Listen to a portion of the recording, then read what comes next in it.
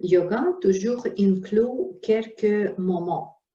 Inclut le moment de physique. C'est qui je suis déjà physiquement. Est-ce que je suis à l'aise, mais ressenti? C'est quoi le niveau des capacités physiques? Juste ouvrir les bras, ouvrir les épaules, bouger dans une rotation, bouger la tête, faire les torsions, garder quelques minutes, quelques respirations, même posture stable. C'est comme ça on comprend où est-ce que je suis sur le niveau compréhension physique et performance physique. Yoga, n'oubliez pas, ce n'est pas la performance de concurrence que je dois être comme le gymnaste ou je dois être comme le ballerine. Pas du tout. C'est le contraire. Non, c'est le contraire. Si quelque chose tu as déjà développé bien, parce que tu es déjà un gymnaste ou tu es déjà la ballerine, probablement il y a une autre extrémité que tu dois maintenant développer. Peut-être c'est la stabilité. Peut-être c'est juste rester stable, rester dans une posture particulière, posture d'arbre par exemple, ou une autre posture de guerrier particulière, rester stable, ne pas tomber.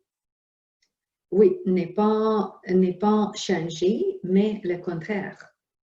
Pour quelqu'un qui est déjà actif à la vie, oui, active dans une, verbalement, beaucoup de pensées, beaucoup de projets, beaucoup de créations, il est très actif.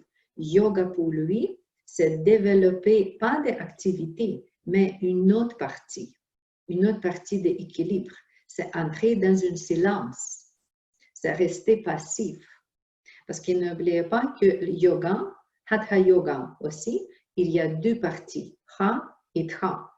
Partie Yin et Yang, active et passive, mouvement et stabilité. C'est sur tous des niveaux, le niveau physique ou avec les langues sanskrites que le prof de yoga utilise, Anamaya Kosha. Moi, physiquement, qu'est-ce qui est déjà développé? Et où est-ce que je peux trouver un autre bénéfice dans le yoga? Sur le niveau prana, sur le niveau énergie vitale, est-ce qu'il y a la douleur physique dans mon corps? S'il y a la douleur, mal à la tête, mal au cou, mal les épaules, ça veut dire que le prana, le chi, dans l'autre langage, ne bouge pas facilement, n'est pas rempli mon corps également, ou il y a la place de blocage. Et quand je pratique le yoga, le mouvement, ou spécifiquement quand je pratique pranayama, le contrôle, à gérer la respiration, oui, je peux changer la circulation énergétique dans mon corps. Après ça, une autre partie de yoga, sur le niveau Mano Maya Kosha. C'est quoi? C'est les émotions et les pensées primitives. C'est quoi mes émotions? Est-ce que je suis souvent triste? Est-ce que j'ai la colère? Est-ce que je suis dans le jugement? Dans l'autre comportement difficile pour moi? Est-ce qu'il y a la pensée de dépendance? Est-ce que la pensée, encore comme je dis, primitive ou pensée d'égoïsme? Comment je peux changer ça? Comment je peux être plus joyeuse? Juste plus aimer la vie. Parce que grand profit, grand sage de yoga, des Védas, toujours dit que nous sommes nés ici d'être heureuses.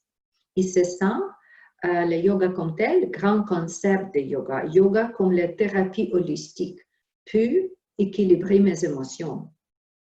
Il y a aussi le remède pour ça. Yoga est capable de nous donner ça. Finalement, sur le niveau des pensées plus soulevées et sur le niveau spiritualité. Parce que la santé holistique, c'est avoir le positivisme, d'être optimiste, d'être quelqu'un qui voit le futur, qui a beaucoup d'espoir pour le futur.